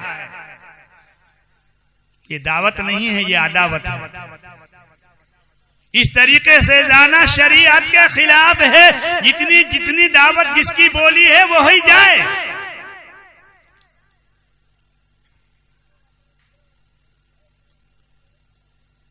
और फरमाया मेरे दोस्तों, खाना खाते हैं ना, एक आदमी आया दूसरे के दस्तरखान पर, हम खाना खा रहे हैं, तो दूसरे के दस्तरखान पर खाना खाने से जो बेचारा मेजबान था उसने नहीं कहा, खाने वाला कह रहा आ जाओ भाई खाना खा लो, आ जाओ खाना खा लो।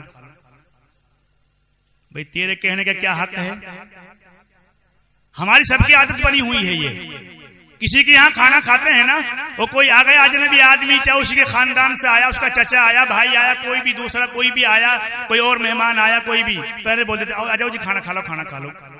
हमारा आपका हक नहीं है। हज़रत मौलाना नियाज मोहम्मद साहब रहमतुल्लाह अलैह, हज़रत मौलाना हुसैन अहमद मदनी रहमतुल्लाह अलैह के खास मुरीदों में से एक मर्तबा अपने दामाद के साथ में खाना खा रहे, अब्बा जी खाना खा लीजिए। छुट्टी हुई, खाना दस्तरखान लग गया, एक आदमी आए, उसने आके देखा तो सलाम तो नहीं किया। वो पढ़े लिखे थे कि खाने में सलाम करना मना है, लेकिन सलाम कर लिया तो जवाब देना वाजिब है। वो उसने कहा कि भाई बैठ जाइए, वो बैठ गया। थोड़ी सी देर में हजरत का खाना भी आ गया। जब हजरत का खाना दस्तरखान पर लगा तो कहा आइए भाई खाना खा लीजिए। नुक नहीं जी हजरत, बस खाने की तो तड़प भी नहीं, इस वक्त में भूख भी नहीं, आइए आइए खाना खा लीजिए। दस्तरखान पर बैठ गए, उन्होंने खाना खाया। खाना खाने के बाद में उसने अर्ज किया, हजरत आप तो खाना पहले से ही खा रहे थे, उस वक्त में आपने मुझे खाना नहीं टोका, खाना खाने के लिए आपने मुझे बाद में टोका है। हजरत ने फरमाया जब मैं खाना खा रहा था तो वो खाना मेरा नहीं था, वो खाना मेरे दामाद का था। मैं उसके दस्तरखान पर बैठा हुआ था, इसलिए मुझे इजाजत नहीं थी कि मैं आपको खाना खिलवाऊं या खाना खिलाऊं। जब मेरा खाना आया तो मैंने फौरन आपसे फरमाया कि आप खाना खा लीजिए। अब मेरा खाना दस्तरखान पे आ गया है। ये है तकवा।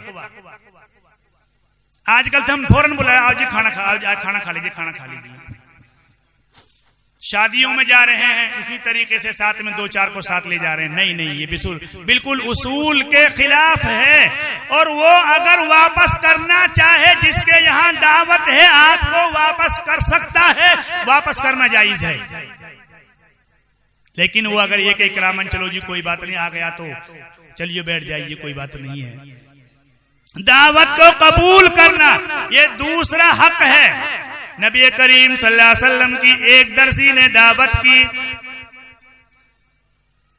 उस दर्जी ने साथ में कद्दू डाल दिए गोश्त के साथ में। हज़रत अनस रज़ियल्लाहु ताला अन्हु फरमाते हैं मेरी आंखों ने देखा नबी करीम सल्लल्लाहु अलैहि वसल्लम कद्दुओं को निकाल कर नौश फरमा रहे थे।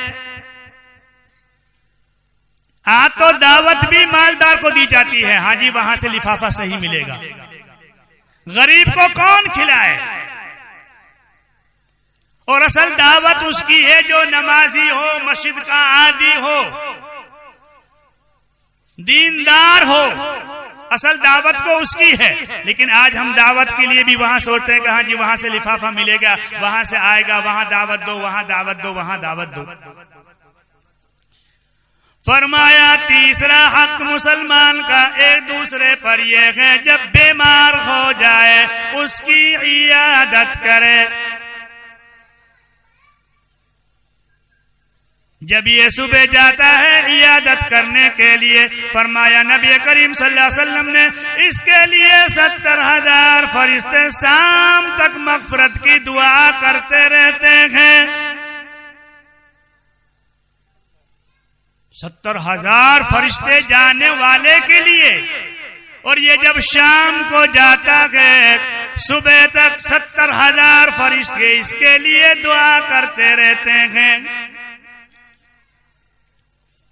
अब ये जो बीमार है फिर इसको क्या मिलता है कि अल्लाह इसके गुनाहों को माफ कर देता है। अब ये जाने वाला भी जो जा रहा है, जाने का भी तरीका है।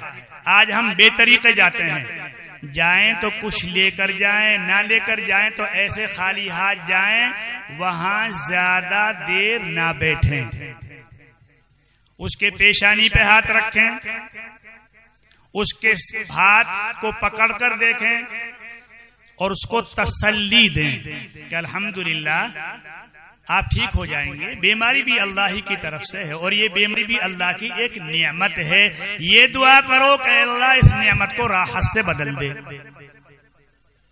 जब तक आदमी बीमार रहता है वह अल्लाह का मेहमान रहता है।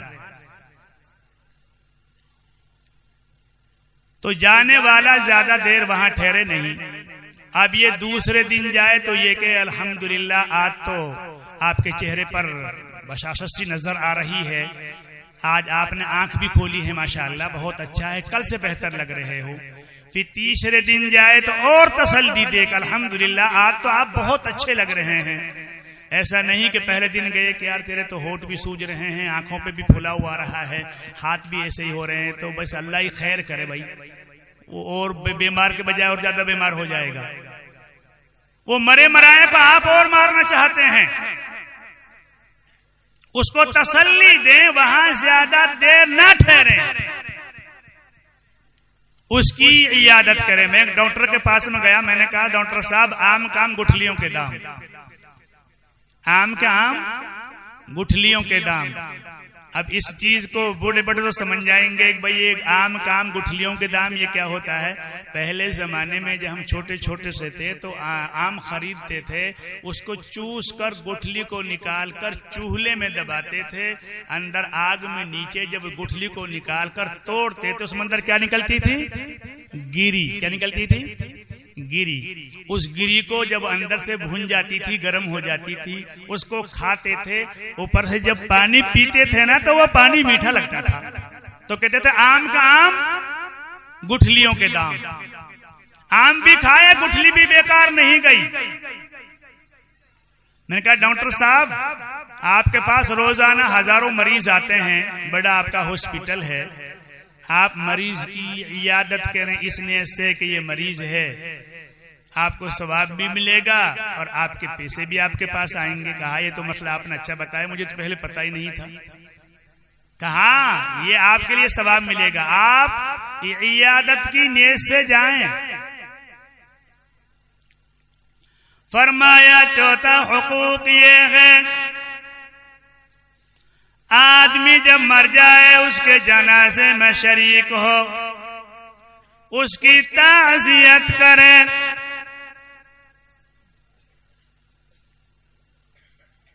मरना सबको है, किसी को यहां रहना नहीं है, लेकिन आज न मरना आ रहा है न जीना आ रहा है। कुत्ता बिल्लियों जैसी हमारी मौत हो रही है। यूं मरा यूं गिर गया जी, ऐसे मर गया, ऐसे यूं हो गया बस। अल्लाह हम सबको माफ फरमा दे। एक आदमी स्कूटर चला रहा भी कुछ दिन पहले, और यूं ही चलाते चलाते यूं ही या यूं ही या यूं नीचे गिर गया, मर गया। ताज़ियत करे, उसके जनाजे में शरीक हो। फरमाया जो आदमी अपने भाई की ताज़ियत करता है उसको कफनाता है, उसके लिए एक तिरा सवाब मिलता है।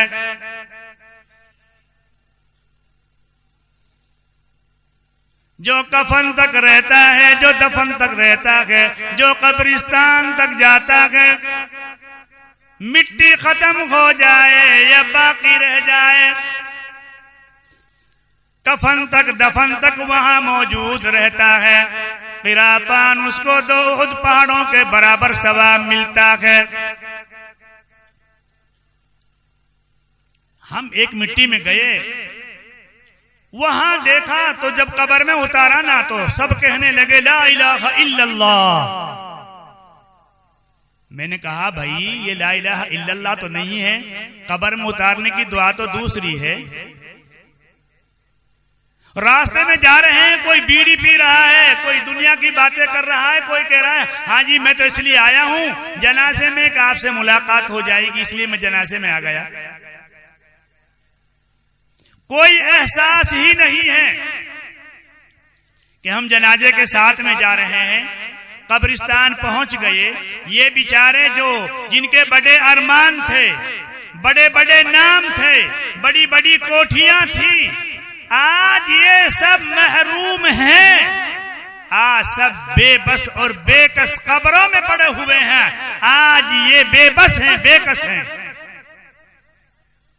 कब्रिस्तान में बैठे हुए हैं, वहां बातें हो रही हैं। ये नहीं कुछ कुल कलाम पढ़ें, कब्रिस्तान में चारों तरफ चले जाएं।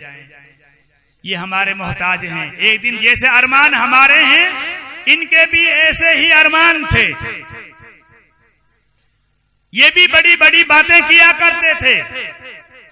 जो जगह आबाद थी वो गैर आबाद हो रही है, जो गैर आबाद थी वो आबाद हो रही है। किसी ने मालूम किया तुम कहाँ रहते हो, कहने लगे मैं झूठों के महल्ले में रहता हूं।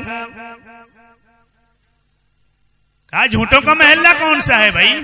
ये तो मैंने पहली दफा सुना है कि मैं झूठों के महल्ले में रहता हूं। कहने लगे हाँ मैं कब्रिस्तान में रहता हूं, मैंने राहिश वहीं कर रखी है और मैं गोर खनू में कब्र खोदता हूं, मैं वहीं रहता हूं। झूठों का महल्ला है। वो ये कहते थे यूं होगा, यूं होगा, यूं होगा, यूं होगा, कुछ भी नहीं हुआ। जब अल्लाह का हुक्म आया चूं ना कर सके चल दिए। एक दिन सुबह के टाइम में कब्रिस्तान गया, मैंने गोरखन से कहा भाई क्या हाल चाल है और सब ठीक ठाक है? कहने लगा जी काम मद्दा चल रहा है। मैंने कहा काम मद्दा चल रहा है, क्या हो गया? दिल्ली गेट कब्रिस्तान में। कहने लगा काम मद्दा चल रहा है। मैंने क्यों क्या हो गया? कि जी पहले तो रोजाना की 10 से 15 लाशें आ जाया करती थी, अब तो 2-3-4 आ रही हैं बस। हर आदमी अपने अपनी फिक्र में लगा हुआ है, बस आ जाए, जैसे आ जाए आ जाए। मैं तू तो मरने की दुआ करता है सबको, फिर तंदुरुस्ती की दुआ नहीं करता कि जितने ज्यादा आएंगे। मैं कितना चल रहा है कब्र खोदने का? जी नहीं थोड़ा सही, ज्यादा नहीं, 1300 रुपये ले रहे हैं। एक कब्र खोदने के 1300 रुपये ले रहे हैं। आज कब्र खोदना हमने छोड़ दिया, मिट्टी देने का सलीका हमने अपने अंदर से निकाल दिया। आज तो बाद कब्रिस्तान मैंने देखा मिट्टी दे के फौरन भागते हैं वहां से। भाई क्या हो रहा है, क्यों भाग रहे हो, क्या मुसीबत आ गई? जो है थोड़ी देर यहाँ ठहर जाइए, मुश्किल से 20 मिनट में मिट्टी लग जाएगी। सब लोग यहाँ इकट्ठे जाएंगे, कुल कलाम पढ़कर जाएंगे। वो तो ये है किसी को कोई जल्दी है, किसी को कोई तकाजा है तो वो जा सकता है, लेकिन आप लोग इस तरीके से जा रहे हैं।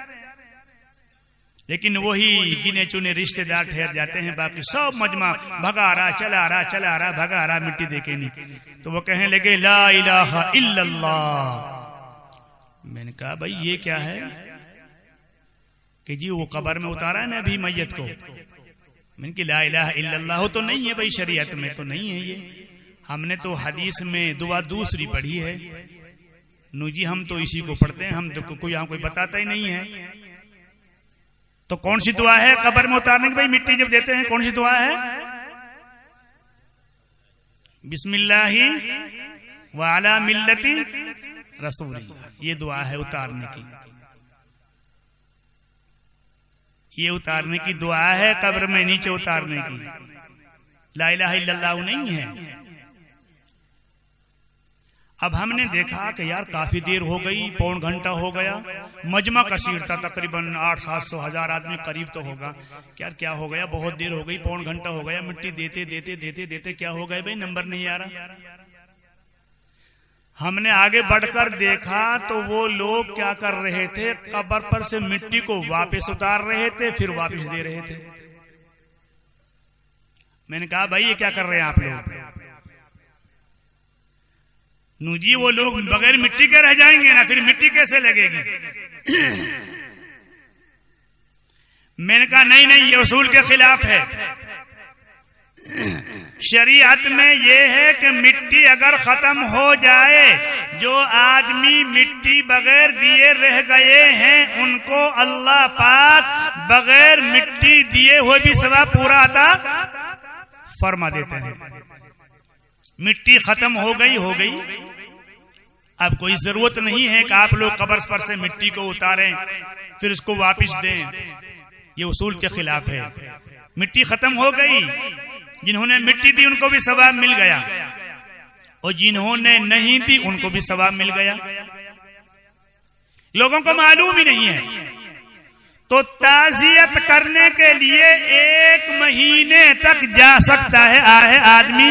ये एक दूसरे पर एक मुसलमान का दूसरे मुसलमान पर हक है, उसको तसल्ली दे कि भाई कोई बात नहीं है, अल्लाह ने ये चीज दी थी, अल्लाह ने ले ली। वो अच्छी जगह चले गए, हम बुरी जगह हैं। उसने वो कड़वा घूंट पी लिया जो हमको पीना है। अल्लाह आपको, आपके बच्चों को सब्र जमील अता फरमाए। नुक जो है सब्र से काम लो, सब अल्लाह की तरफ से, ना अपनी मर्जी से कोई आता है ना अपनी मर्जी से कोई जाता है। फरमाया एक हक ये भी है एक मुसलमान का दूसरे मुसलमान पर जब छींक आए उसके जवाब में यरहमुकल्लाह कहे, लेकिन यरहमुकल्लाह तब कहे जब ये छींक भी अल्लाह की तरफ से एक रहमत है। इसलिए अल्लाह के नबी सल्लल्लाहु अलैहि वसल्लम को जम्हाई नापसंद थी और छींक पसंद थी। छींक आने से आदमी का दिमाग हल्का हो जाता है। आदमी को छींक ना आए तो परेशान हो जाए, हवा खारिज ना हो तो परेशान हो जाए। इंसान में कुछ भी नहीं है, वो फिर अकड़ फूमे। हर आदमी अकड़ फूमे है, बस मैं भाई क्या है तू, मैं तो कुछ भी नहीं है। मैं कहते कहते तो आलम चला गया, मैं को छोड़ दे हाजी में आ जा।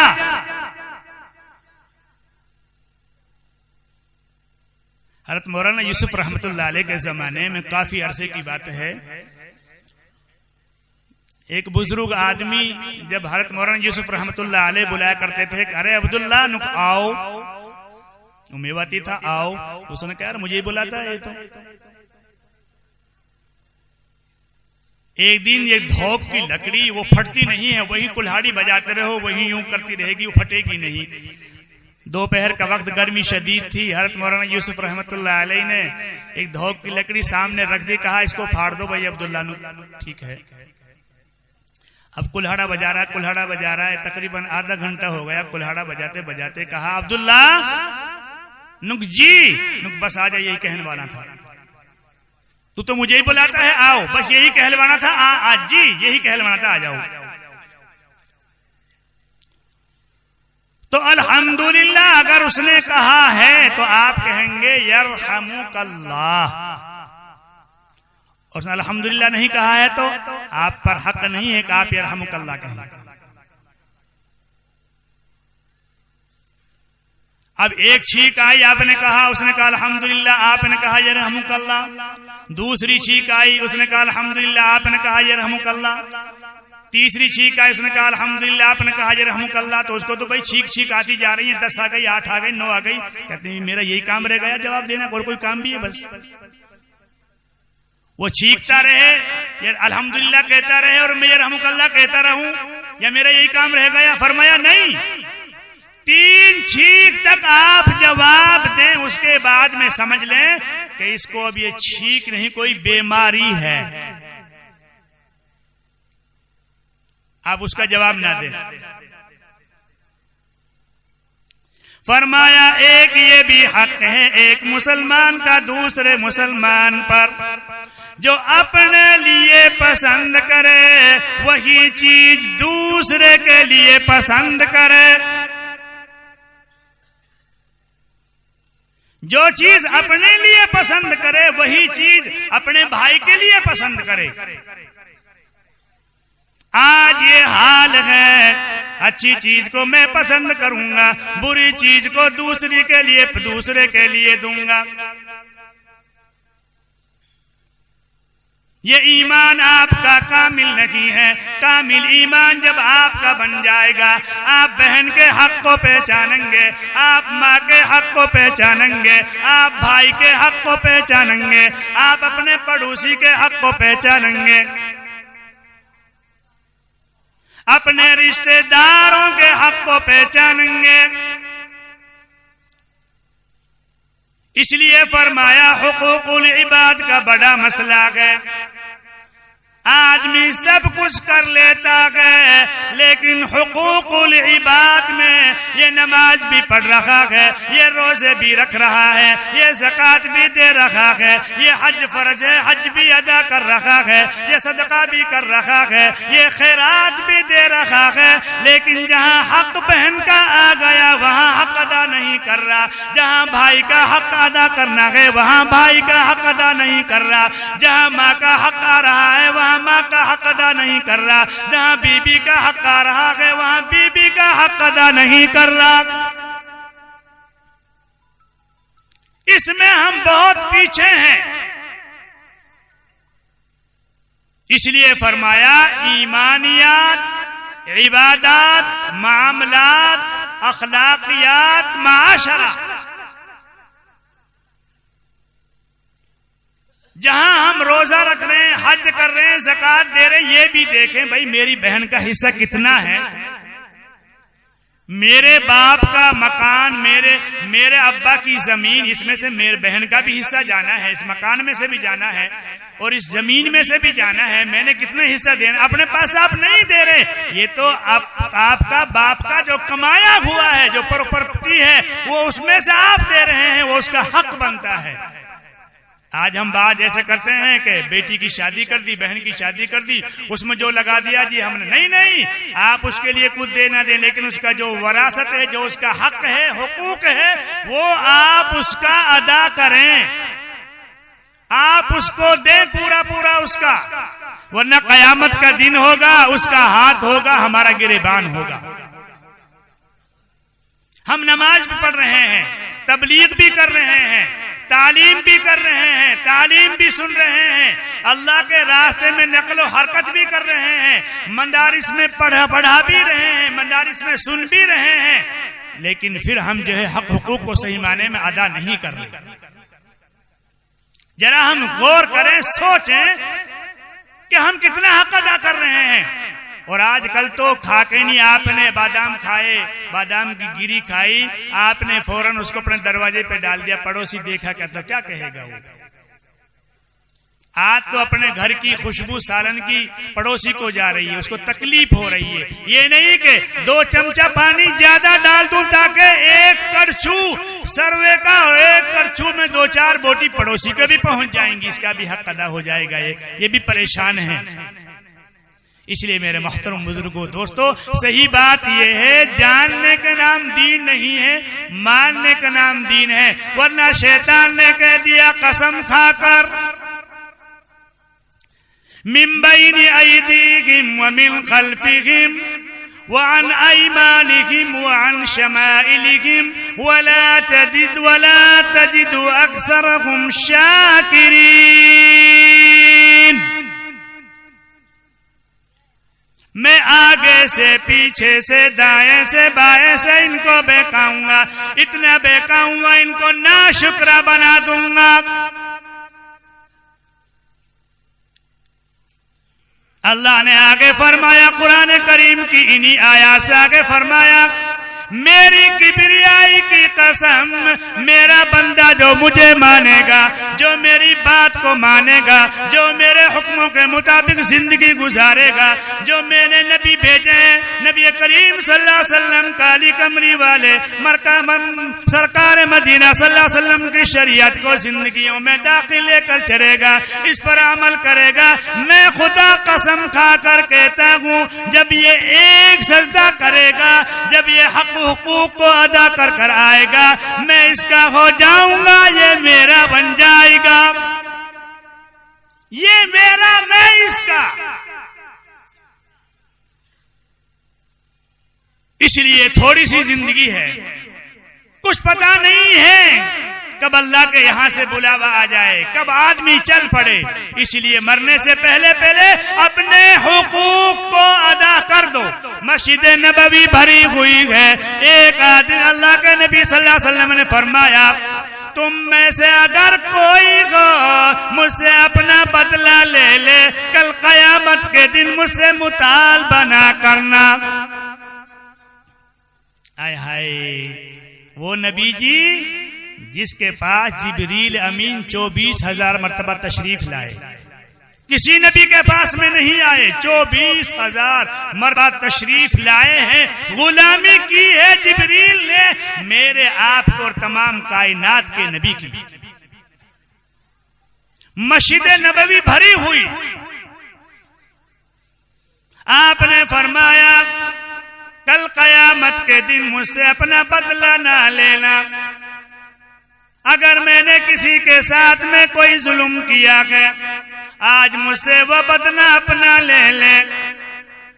एक आदमी पीछे से उठा खड़ा हुआ और वो कहने लगा, या रसूल अल्लाह, आपने मेरे डंडा मारा था, जब आप बदला देने के लिए तैयार हैं, मैं बदला लेने के लिए भी तैयार। सहाबा बैठे हुए हैं, मस्जिद नबवी भरी हुई है, सोच रहे हैं कि इसका कीमा बना दे मार मार कर। ये क्या कह रहा है? और पीछे से खड़ा होकर कह रहा है कि आपने मेरे डंडा मारा था। आपने फरमाया, आजा बदला ले ले। वो आदमी पीछे से खड़ा हुआ और सफों को चीरते हुए नबी करीम सल्लल्लाहु अलैहि वसल्लम के करीब आ गया। आप बीमार हैं, बीमार हाथों से आपने अपना डंडा उसके हाथों में थमा दिया। वो कहने लगे, जब आप बदला देने पे आ रहे हैं और मैं बदला लेने के लिए तैयार हूं, जब आपने मेरे डंडा मारा था, मेरा जिस्म भी नंगा था, मेरी कमर नंगी थी, मेरी कमर पर कोई कपड़ा नहीं था। नबी करीम सल्लल्लाहु अलैहि वसल्लम ने अपने बीमार हाथों से अपनी कमीज कुर्ता मुबारक को पीछे से उठा लिया। वो सहाबी पीछे को गया, डंडे को नीचे डाल दिया और मोहरे नबूवत को चूम लिया और अर्ज करने लगे, या रसूल अल्लाह, मेरा काम तो बन गया, मेरी तमन्ना थी, मेरी आरज़ू थी, मेरी ख्वाहिश थी, मरने से पहले पहले, आपके जाने से पहले पहले, मेरे मरने से पहले पहले मैं आपकी नूर नबूवत का बोसा ले लूं। मेरा तो काम बन गया। फरमाया, जा, तुझ पर जहन्नम की आग हराम हो गई।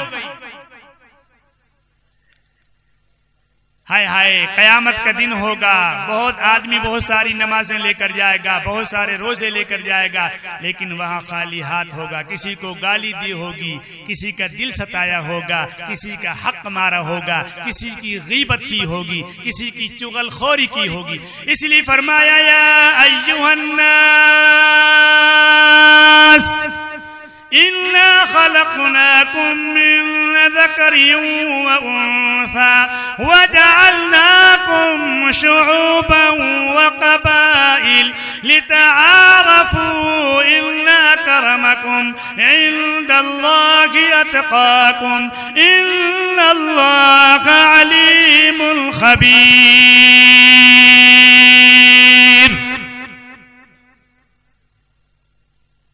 ए लोगों, अल्लाह फरमाता है, या अय्युहन्नास, हमने तुमको एक औरत से एक मर्द से बनाया। अल्लाह की शान है। अल्लाह की जात वो है जो बगैर माँ बाप के भी पैदा कर सकता है, बगैर माँ के भी पैदा कर सकता है, बगैर बाप के भी पैदा कर सकता है, बगैर और माँ बाप के साथ भी पैदा कर सकता है। या अय्युहन्नास, ऐ लोगो, इन्ना खलकनाकुम मिन ज़करिन व उन्सा, हमने तुमको एक मर्द से एक औरत से पैदा किया। तू क्यों अकड़ता है? आज मैंने तेरे को थोड़ा सा हुस्न दे दिया, तू इस पे अकड़ता है। मैंने थोड़ा सा माल दे दिया, इस पे अकड़ता है। मैंने तेरे को थोड़ी जगह दे दी, मकान बन गया तेरा, इस पे अकड़ता है। और खुदा की कसम फरमाया डर, ये तेरे प्यारे प्यारे लबों को कब्र में कीड़े खा जाएंगे, ये प्यारी प्यारी आंखों को कीड़े खा जाएंगे, ये प्यारे प्यारे होठों को कीड़े खा जाएंगे, ये प्यारे प्यारे हाथों को मिट्टी चबा जाएगी। वजअलनाकुम शुऊबन व क़बाइल, मैंने तुम्हारे खानदान कबीले इसलिए बनाए गए ताकि आपस में तुम में शनाख्त हो, पहचान हो। लितारफू इन्ना करमकुम इंदल्लाहि अतकाकुम, मेरे नजदीक तुम में सब में बेहतर वो है जो तक़वे वाला हो। तक़वे की बड़ी कीमत है अल्लाह के यहाँ पर। जिसके अंदर तक़वा होगा वो हर अमल को, हर हुकूक को, हर हक को अदा करने वाला बनेगा, चाहे वो अल्लाह का हक हो, चाहे वो बंदों का हक हो। तुम में सब में बेहतर वो है जो तक़वे वाला हो, किसी बिरादरी का हो। मेरे यहाँ किसी बिरादरी की कोई बढ़ाई नहीं, किसी बिरादरी का कोई मकाम नहीं, किसी बिरादरी का कोई मर्तबा नहीं। मेरे नजदीक तो उसका मकाम है जो तक़वे वाला हो। इन्नल्लाह अलीमुल खबीर, बेशक वो जानने वाला है, खबरदार है, एक एक रग को जानता है, एक एक हरकत को पहचानता है, एक एक हरकत से हमारी से वो वाकिफ है कि इसने क्या किया है और क्या नहीं किया है, और किस तरीके से जिंदगी गुजार रहा है और किस तरीके से जिंदगी गुजारनी चाहिए। इसलिए अल्लाह ने हमको बगैर लगाम के, बगैर नकेल के नहीं छोड़ा है। अल्लाह ने हमको चारों तरफ से मान दिया है। इससे आगे बढ़ेगा तो यहाँ खतरा है, अड़ेगा मरेगा। और अगर इसके दरमियान में चलेगा, जो मेरे बंदों के तुझ पर हक हैं और जो मेरे हक हैं इनके मुताबिक जिंदगी गुजारेगा, फिर तेरी दुनिया की जिंदगी भी मजे वाली बन जाएगी और आखिरत की जिंदगी भी तेरी मजे वाली बन जाएगी।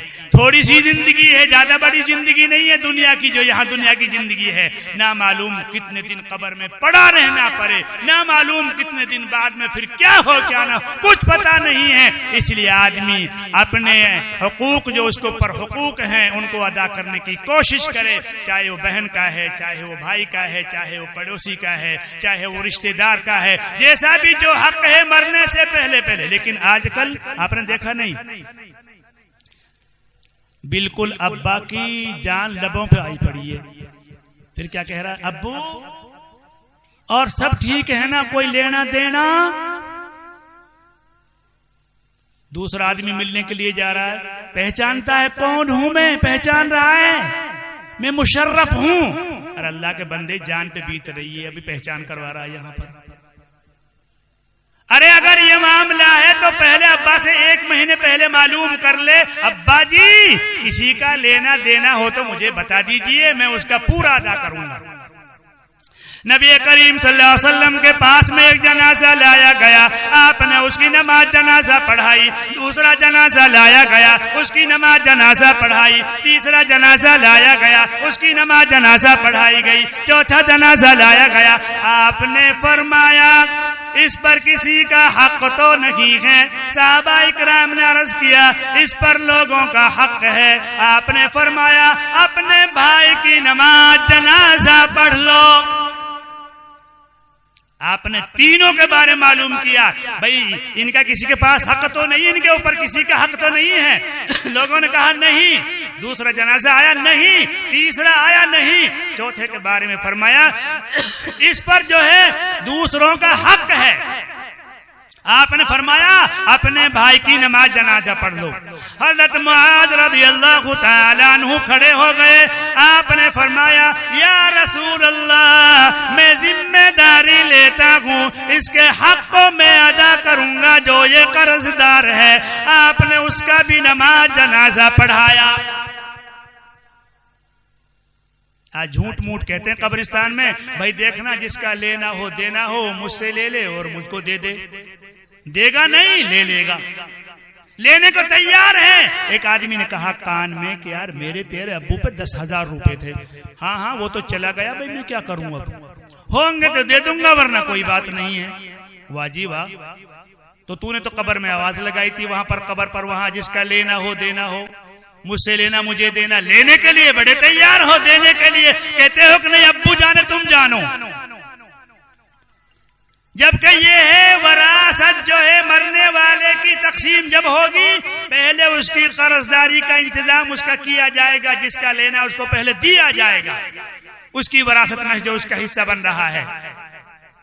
लेकिन आज ना हम मसले मालूम करते हैं ना कुछ करते हैं, वकीलों से मशवरा कर रहे हैं, वकील साहब जरा देखियो कैसा मुकदमा चल रहा है, और मास्टरों के साथ मीटिंग कर रहे हैं, मेरा बच्चा कैसे पढ़ रहा है। कौन आ रहा मौलवी के पास में मसला मालूम करने के लिए? जी मुझे पूछ कर चलना है, मुझे एक एक बात पे अमल करना है, ये मसला मालूम करना है, वो मसला मालूम करना है, बस ऐसा मसला मालूम करेंगे।